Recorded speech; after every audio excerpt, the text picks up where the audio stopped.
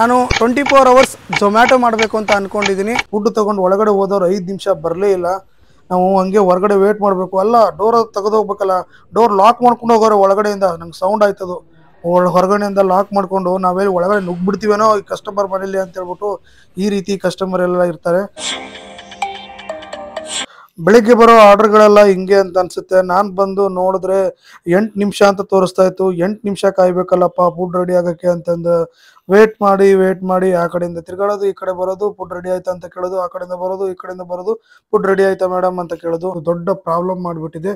ಏನಪ್ಪ ಒಂದು ದೊಡ್ಡ ಪ್ರಾಬ್ಲಮ್ ಅಂದರೆ,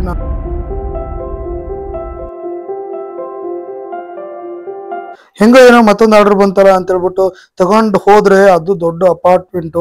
ಎಲ್ರಿಗೂ ಊಟ ತಲುಪಿಸಿ ಹೋಗಿ ನಾವು ಊಟ ಮಾಡೋಷ್ಟರಲ್ಲಿ 12 ಗಂಟೆ ಆಗಿತ್ತು. ಅಯ್ಯೋ, 24 ಅವರ್ಸ್ ಚಾಲೆಂಜ್ ಮಾಡ್ತಾ ಇದ್ದೀನಿ. ಸಿಕ್ಕಾಪಟ್ಟೆ ಚಳಿ ಆಗ್ತೈತೆ. ಈಗ ಪವರ್ ಬ್ಯಾಂಕ್ ಫುಲ್ ಮಾಡಿದ್ದೆ ಗುರು, ಆದರೂ ಚಾರ್ಜ್ ಖಾಲಿ ಆಗೈತೆ. ಮೊಬೈಲು ಎಲ್ಲ ಚಾರ್ಜ್ ಮಾಡೋಕೆ ಇಲ್ಲಿ ನೋಡಿ. ಇವಾಗ ಈ ರೆಸ್ಟೋರೆಂಟ್ ಹತ್ರ ಹಾಕ್ಸಿದ್ದೀನಿ. ಸಿಕ್ಕಾಪಟ್ಟೆ ಟೈಮ್ ಆಗಿತ್ತು. ಎಷ್ಟಂದರೆ ಒಂದು 2 ಗಂಟೆ ಆಗಿತ್ತು ಅನ್ಸುತ್ತೆ. 2 ಗಂಟೆ ಆಗಿತ್ತು. ಟೀ ಎಲ್ಲ ಮಾರ್ತಾಯಿದ್ರು. ಫ್ರೆಶ್ ಆಗಿ ಒಂದು ಸ್ವಲ್ಪ ಚೆನ್ನಾಗಿತ್ತು ಟೀ. ಇಷ್ಟ ಆಯ್ತು ನನಗೆ. ನೋಡಿ ಮಲ್ಲೇಶ್ವರಂ ರೋಡು ಹೆಂಗೈತೆ. ಆ ದಂಡೆ ಆ ಲಾಸ್ಟ್ವರೆಗೂ ಒಬ್ಬರೂ ಇಲ್ಲ. ಇದು 18 ಕ್ರಾಸಲ್ಲಿ ಇದ್ದೀನಿ ನಾನು. 18 ಕ್ರಾಸ್ ಬಸ್ ಸ್ಟಾಪ್ ಇದು. ಹಾಯ್, ನಮಸ್ತೆ ಸ್ನೇಹಿತರೆ, ನಾನು ಗಜಾನಂದ್. ಮತ್ತೊಂದು ವಿಡಿಯೋಗೆ ಸ್ವಾಗತ. ಏನಪ್ಪ ಅಂದರೆ ಜೆ ಕನ್ನಡ ಯೂಟ್ಯೂಬ್ ಚಾನಲು. ಅದೇ ರೀತಿ ಸ್ವಿಗ್ಗಿ, ಝೊಮ್ಯಾಟೊ ಎಲ್ಲ ಥರದ ವಿಡಿಯೋಗಳನ್ನ ಮಾಡ್ತಾ ಇರ್ತೀನಿ. ಅರ್ನಿಂಗ್ ಚಾಲೆಂಜು, ಅದೇ ರೀತಿ ಎಲ್ಲ ಎಕ್ಸ್ಪೆರಿಮೆಂಟ್ಗಳನ್ನ ಮಾಡ್ತಾ ಇರ್ತೀನಿ. ನಮ್ಮ ಚಾನಲ್ನ ಸಬ್ಸ್ಕ್ರೈಬ್ ಮಾಡ್ಕೊಳ್ಳಿ. ಇವತ್ತೇನಪ್ಪ ಅಂದರೆ ನಾನು 24 ಅವರ್ಸ್ ಝೊಮ್ಯಾಟೊ ಮಾಡಬೇಕು ಅಂತ ಅಂದ್ಕೊಂಡಿದ್ದೀನಿ. ಏನಂದರೆ ಬೆಳಗ್ಗೆ ಇವಾಗ ಟೈಮ್ ಬಂದ್ಬಿಟ್ಟು 8 ಗಂಟೆಯಿಂದ ಮತ್ತು ಮಾರನೇ ದಿನ ಅಂದರೆ ನಾಳೆ ಬೆಳಗ್ಗೆ 4 ಗಂಟೆವರೆಗೂ ನಾನು ಮಾಡಬೇಕು ಅಂತ ಪ್ಲ್ಯಾನ್ ಇದೆ. 8 ಗಂಟೆವರೆಗೂ ಮಾಡ್ಬೋದು, ಬಟ್ ಆರ್ಡರ್ಗಳು ಕಡಿಮೆ ಇರುತ್ತೆ. ಅದಕ್ಕೋಸ್ಕರ ನಾಳೆ ಮುಂಜಾನೆ 4 ಗಂಟೆವರೆಗೂ ಮಾಡಬೇಕು ಅಂತೇಳಿ ಅಂದ್ಕೊಂಡಿದ್ದೀನಿ. ಎಷ್ಟು ಅರ್ನಿಂಗ್ಸ್ ಆಗುತ್ತೆ, ಅದೇ ರೀತಿ ಏನೆಲ್ಲ ಪ್ರಾಬ್ಲಮ್ ಬರುತ್ತೆ, ಯಾವ ರೀತಿ ಫೇಸ್ ಮಾಡ್ತೀವಿ, ಡೆಲಿವರಿ ಬಾಯ್ಸ್ಗಳು ಏನೆಲ್ಲ ಆಗುತ್ತೆ ಅಂತ ಹೇಳ್ಬಿಟ್ಟು ಸಂಪೂರ್ಣವಾಗಿ ಈ ವಿಡಿಯೋದಲ್ಲಿ ಇರುತ್ತೆ ನಿಮಗೆ. ಅದಕ್ಕೂ ಮುಂಚೆ ಇನ್ನೊಂದ್ಸಲ ಸಬ್ಸ್ಕ್ರೈಬ್ ಮಾಡ್ಕೊಳ್ಳಿ. ಈ ವಿಡಿಯೋನ ಸ್ಕಿಪ್ ಮಾಡದೆ ನೋಡಿ. ಬನ್ನಿ ವಿಡಿಯೋನ ಶುರು ಮಾಡೋಣ.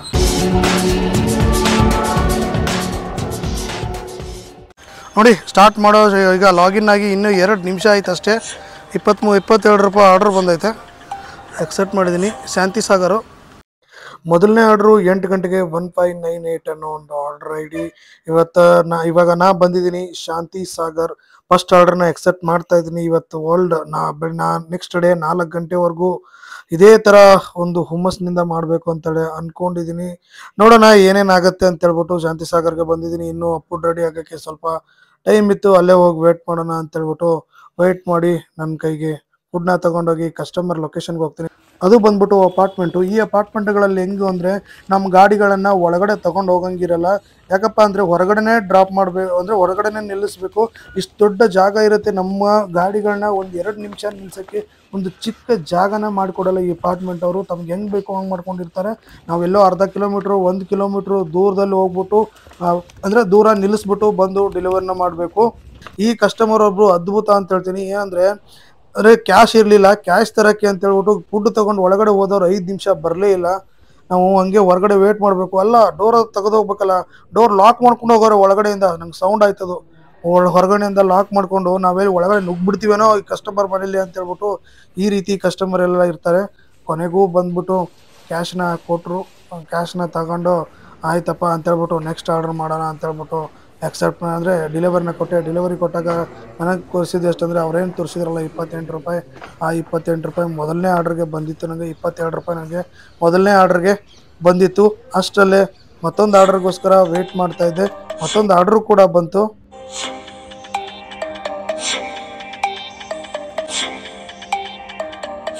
ಬೆಳಿಗ್ಗೆ ಬರೋ ಆರ್ಡರ್ಗಳೆಲ್ಲ ಹಿಂಗೆ ಅಂತ ಅನ್ಸುತ್ತೆ. ನಾನು ಬಂದು ನೋಡಿದ್ರೆ 8 ನಿಮಿಷ ಅಂತ ತೋರಿಸ್ತಾ ಇತ್ತು. 8 ನಿಮಿಷ ಕಾಯ್ಬೇಕಲ್ಲಪ್ಪ ಫುಡ್ ರೆಡಿ ಆಗಕ್ಕೆ ಅಂತಂದು ವೇಟ್ ಮಾಡಿ ಆ ಕಡೆಯಿಂದ ತಿರ್ಗಾಡೋದು, ಈ ಕಡೆ ಬರೋದು, ಫುಡ್ ರೆಡಿ ಆಯ್ತಾ ಅಂತ ಕೇಳೋದು, ಆ ಕಡೆಯಿಂದ ಬರೋದು, ಫುಡ್ ರೆಡಿ ಆಯ್ತಾ ಮೇಡಮ್ ಅಂತ ಕೇಳೋದು.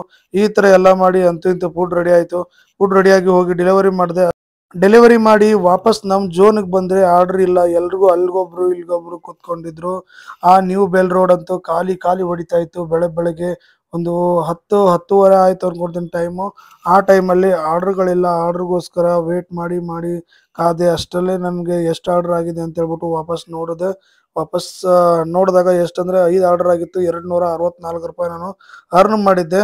ಅದಕ್ಕೂ ಮತ್ತೆ ಇರಲಿ ಎಷ್ಟೊತ್ತಾದ್ರೂ ಆಗುತ್ತೆ ಆಗಲಿ ಅಂತ ಹೇಳ್ಬಿಟ್ಟು 11 ಗಂಟೆ 6 ನಿಮಿಷ ಆಗಿತ್ತು. ವೇಟ್ ಮಾಡಿ ಮಾಡಿ ಮತ್ತೆ ವೇಟ್ ಮಾಡಿದೆ.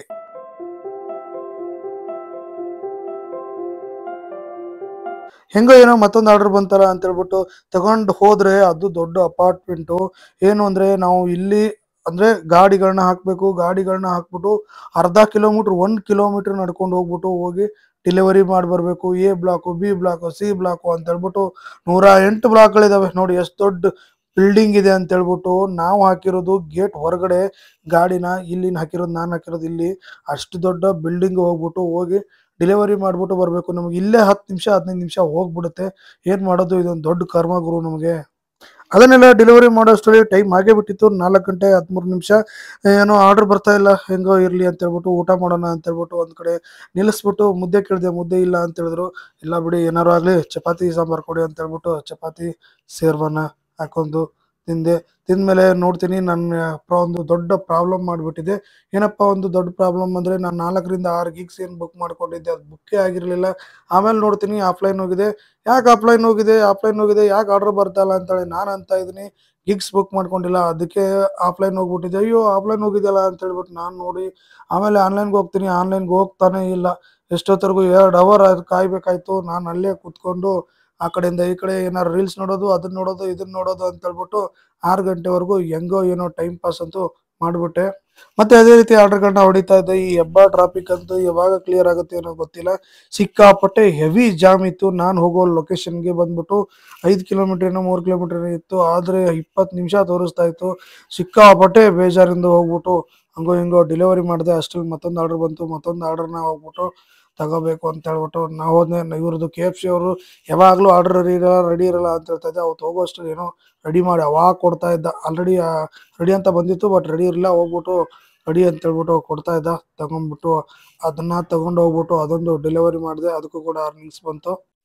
ನೋಡ್ತಿದ್ದಂತೆನೆ ರಾತ್ರಿನೂ ಹಾಗೆ ಬಿಡ್ತು. ಇಲ್ಲಿ ಒಂದು ಅಪಾರ್ಟ್ಮೆಂಟ್ ಹತ್ರ ಬಂದಿದ್ದೀನಿ.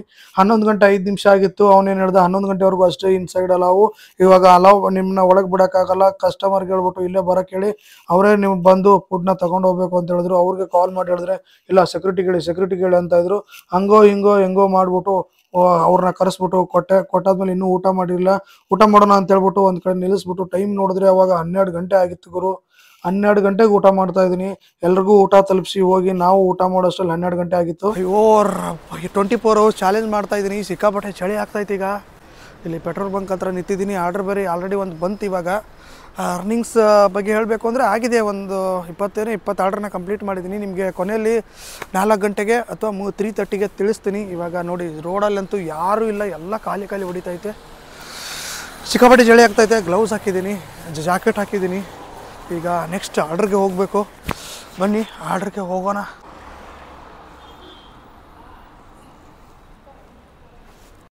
ಇವಾಗ ಟೈಮ್ ಬಂದ್ಬಿಟ್ಟು 1 ಗಂಟೆ 15 ನಿಮಿಷ ಏನೋ ಆಗೈತೆ. ಎಷ್ಟಾಗೈತೆ? 1 ಗಂಟೆ 13 ನಿಮಿಷ ಆಗೈತೆ. ಮತ್ತೊಂದು ಆರ್ಡ್ರ್ ಬಿದ್ದೈತೆ ಲಿಯಾನ್ ಗ್ರಿಲ್ ಹತ್ರ. 1.5 ಕಿಲೋಮೀಟ್ರ್ ಪಿಕಪ್ಪು. ಅದೇ ರೀತಿ ಒಂದು 200 ಮೀಟ್ರ್ ಡ್ರಾಪ್ ಕೊಟ್ಟವನೆ. 25 ರೂಪಾಯಿ 27 ರೂಪಾಯಿ ಕೊಡ್ತಾನೆ. ಅಲ್ಲೇ ಒಂದು 200 ಮೀಟ್ರ್ ಐತೆ. ಚಳಿ ಬೇರೆ ಹೊಡಿತಾ ಐತೆ. ಮೊನ್ನೆ ಚಳಿ ಇರಲಿಲ್ಲ ನೋಡಿ, ಇವತ್ತು ಜಾಸ್ತಿ ಚಳಿ ಐತೆ.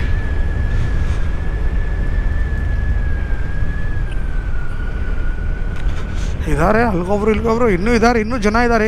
ಇವಾಗ 1 ಗಂಟೆ ಅಲ್ಲ, ಇನ್ನು 1:30 2 ಗಂಟೆ ಆದಂಗೆಲ್ಲ ಸ್ವಲ್ಪ ಜನ ಕಡಿಮೆ ಆಗಿಬಿಡ್ತಾರೆ ನೋಡಿ. ಇವಾಗೆಲ್ಲ ಮನೆ ಹೋಗ್ತಾರೆ ಕ್ಲೋಸ್ ಮಾಡಿಬಿಟ್ಟು. ಇನ್ಮೇಲೆ ಜನ ಸ್ವಲ್ಪ ಕಡಿಮೆ ಆಗ್ತಾರೆ. ಪೊಲೀಸ್ ವ್ಯಾನ್, ಪೊಲೀಸ್ 112 ಹೊಯ್ಸಳ ಅಂತ ಯಾವಾಗಲೂ ಇದ್ದೇ ಇರುತ್ತೆ. ನಮ್ಮನ್ನು ರಕ್ಷಣೆ ಮಾಡೋರೆ ಅವರು. ಅದರಿಂದನೇ ತುಂಬ ಜನ ಭಯ ಪಡ್ತಾರೆ. ಯಾಕೆ ಆಗೋದು, ಏನಾದ್ರು ಅಹಿತಕರ ಅಂದರೆ ಇಲ್ಲೀಗಲ್ ಆ್ಯಕ್ಟಿವಿಟಿಗಳನ್ನ ಮಾಡೋರು ಭಯ ಪಡ್ತಾರೆ. ಭಯನ ಹುಟ್ಟಾಕಿದ್ದಾರೆ ನಮ್ಮ ಹೊಯ್ಸಳದವರು. ನೈಟ್ ಇವಾಗ 1:30 ನೋಡಿ. ಎಲ್ಲರೂ ಹೆಂಗಿದ್ದಾರೆ, ಯಾರೂ ಇಲ್ಲ ಇಲ್ಲಿ. ಮತ್ತೊಂದು ಆರ್ಡ್ರ್ ಬರ್ತೈತೆ. ಅಷ್ಟು 1 ಕಿಲೋಮೀಟ್ರ್ ಡ್ರಾಪು 30 ರೂಪಾಯಿ. ಎಲ್ಲಿತ್ತಪ್ಪ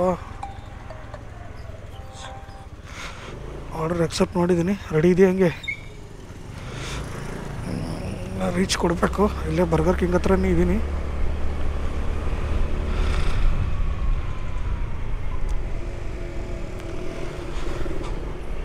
ಇದೇ ಬರ್ಗರ್ ಕಿಂಗು.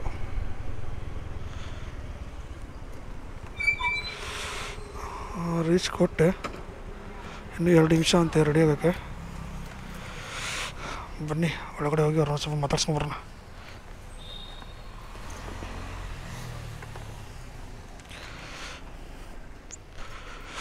ನಾವು ಹುಡುಗರೆಲ್ಲ ಇಲ್ಲಿ ಇರ್ತಾರೆ, ಒಂದು 3-4 ಜನ. ರೆಡಿ ಆಗೋಲ್ಲ, ಇನ್ನೊಂದು ಸ್ವಲ್ಪ ಲೇಟ್ ಆಗ್ತಿದ್ದು. ನೋಡಿ 4 ಜನ ಇದ್ದಾರೆ, ಆಲ್ರೆಡಿ 5 ಜನ ಇದ್ದಾರೆ. ನೈಟ್ 1:30 ಆರ್ಡ್ರಿಗೋಸ್ಕರ ಕಾಯ್ತಾ ಇದ್ದಾರೆ.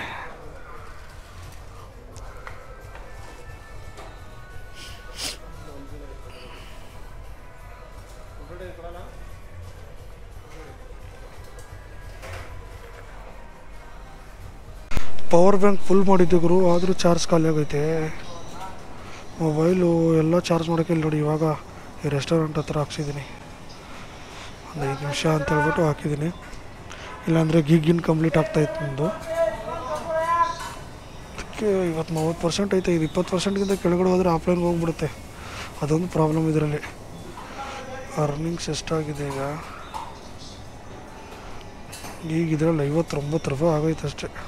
ಅವನು ಆ ಕಡೆ ಹೋಗಿ ಚಾರ್ಜ್ ಹಾಕಪ್ಪ ಅಂತ ಹೇಳ್ದ. ಅವ್ರು ಒಂದು ವಾಶ್ರೂಮ್ ಇತ್ತು ಆ ರೆಸ್ಟೋರೆಂಟ್ ಹತ್ರ, ಅಲ್ಲಿ ಅವನ ಹತ್ರ ಅಡಾಪ್ಟರ್ ಇಸ್ಕೊಂಡು ಅಲ್ಲಿ ಚಾರ್ಜ್ ಹಾಕಿ ವಾಶ್ರೂಮ್ ಹತ್ರ ವೇಟ್ ಮಾಡಿ, ಅಲ್ಲಿ ನೋಡಿ ಅವರೆಲ್ಲ ಇದ್ದಾರೆ. ನಾನು ಆರ್ಡ್ರ್ ಬಂದಿದೆ, ಆದರೂ ಕೂಡ ಒಂದು 10 ನಿಮಿಷ ವೇಟ್ ಮಾಡೋಣ ಅಂತ ಹೇಳ್ಬಿಟ್ಟು ವೇಟ್ ಮಾಡಿದೆ. ಆಮೇಲೆ ಅಷ್ಟರಲ್ಲೇ ಸಿಕ್ಕಾಪಟ್ಟೆ ಟೈಮ್ ಆಗಿತ್ತು. ಎಷ್ಟಂದರೆ 2 ಗಂಟೆ ಆಗಿತ್ತು ಅನಿಸುತ್ತೆ. 2 ಗಂಟೆ ಆಗಿತ್ತು. ಟೀ ಎಲ್ಲ ಮಾರ್ತಾಯಿದ್ರು.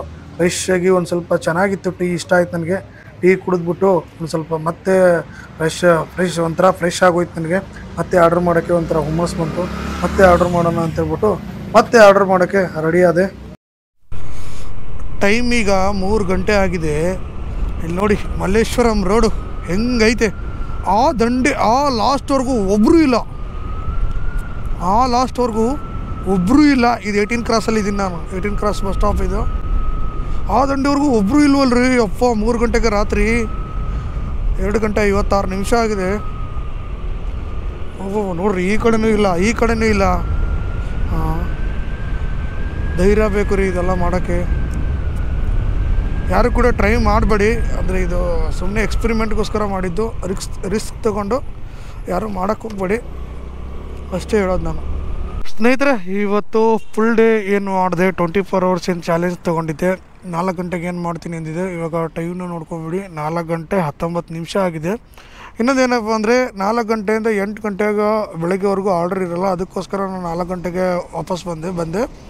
ಇವಾಗ ಅರ್ನಿಂಗ್ ಸೆಕ್ಷನ್ಗೆ ನೋಡೋದಾದರೆ ನಾನು ಆರ್ಡರ್ ಮಾಡಿರೋದು 28 ಆರ್ಡ್ರನ್ನ ಕಂಪ್ಲೀಟ್ ಮಾಡಿದ್ದೀನಿ. ಅದರಲ್ಲಿ ನಾನು ಅರ್ನ್ ಮಾಡಿದ್ರು 1921 ರೂಪಾಯಿ. 25 ರೂಪಾಯಿ ಬಂದ್ಬಿಟ್ಟು ಕಸ್ಟಮರ್ ಟಿಪ್ಸು. ಅದೇ ರೀತಿ ಆಫರು 550 ರೂಪಾಯಿ ನನಗೆ ಆಫರ್ ಕೊಟ್ಟಿದ್ದಾರೆ. ಅಂದರೆ ನೈಟು ನಮಗೆ ಎಷ್ಟು ಮಾಡಿದ್ರೆ 1000 ರೂಪಾಯಿ ಮಾಡಿದ್ರೆ 550 ರೂಪಾಯಿ ಕೊಡ್ತಾರೆ. 1000 ರೂಪಾಯಿ ಆಲ್ರೆಡಿ ಆಗೋಗಿದೆ ನನ್ನ ನೈಟು 6 o'clock. ಅದಕ್ಕೋಸ್ಕರ ಚಾರ್ಜ್ ಬೇರೆ ಇರಲಿಲ್ಲ. ಚಾರ್ಜ್ ಬೇರೆ 30% ಅಷ್ಟೇ ಇತ್ತು. ಇಲ್ಲಿ ಚಾರ್ಜ್ ಹಾಕ್ಬಿಟ್ಟು ಹೆಂಗೋ ಅಡ್ಜಸ್ಟ್ ಮಾಡಿದೆ. ಇವತ್ತು ಟೋಟಲ್ ಅರ್ನಿಂಗ್ಸ್ ಬಂದ್ಬಿಟ್ಟು ಟೋಟಲ್ ಅಂದರೆ ನಂದು 2500 ರೂಪಾಯಿ ಆಗಿದೆ. 2500ರಲ್ಲಿ ಒಂದು ಪೆಟ್ರೋಲ್ ಬಂದ್ಬಿಟ್ಟು 250 ಕಿಲೋಮೀಟ್ರ್ 60 ಕಿಲೋಮೀಟ್ರ್ ಹೋಗಿದೆ. ಒಂದು 600ರಿಂದ 700 ರೂಪಾಯಿ ತೆಗಿಲೇಬೇಕು. ಯಾರು ಟ್ರೈ ಮಾಡೋಕ್ಕೆ ಹೋಗ್ಬೇಡಿ. ಈ ರೀತಿ ಫುಲ್ ಬ್ಯಾಕ್ ಪೇನ್ ಎಲ್ಲ ಬರುತ್ತೆ. ಅದೇ ರೀತಿ ಗಾಡಿ ಹೊಡಿಯೋಕ್ಕಾಗಲ್ಲ, ಕಣ್ಣಲ್ಲಿ ಧೂಳೆಲ್ಲ ಹೋಗುತ್ತೆ.